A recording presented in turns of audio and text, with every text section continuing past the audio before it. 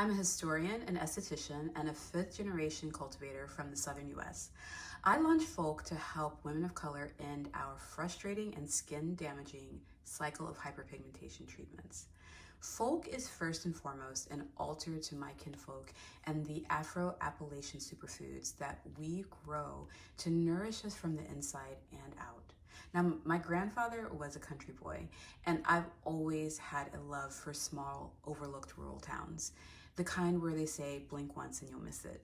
And from the age of 15, I worked with environmental campaigns in rural communities. So I've always had an understanding that environmental justice is racial justice. But by my 20s, I was disillusioned by fighting these giant polluters. To me, businesses didn't sustain communities, they drained them. And so I dove into cultural work.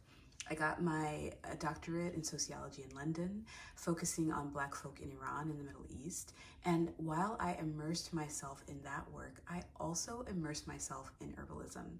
Walking into apothecaries, piling my basket full of familiar ingredients like rose, aloe, peonies, evoked memories of aromas and gardening back home.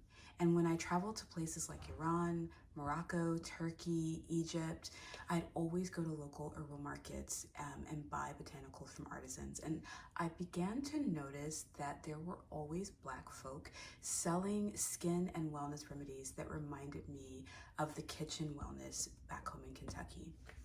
The ingredients were different, but the uses and the textures were the same. So I started calling this in my head Black folk beauty. And a few years in Paris, after a few years in Paris, I started to sell remedies to friends that begged me for my ageless skin secrets. But I didn't think of myself as a business owner because I couldn't really understand how I could make a difference as a beauty founder. That is until I took a trip to Goa for work, and I met an Afro-Indian woman named Farida who used every means that she could to make a real difference in the lives of Afro-Indians in her town in Gujarat. So I changed my travel plans.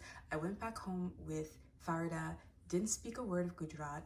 We just zipped around town on the back of her moped, and we visited artisans at markets, we visited growers of hibiscus and coconuts, and I just marveled at how Farida built a community around her culture and around commerce, and that planted a seed for years later.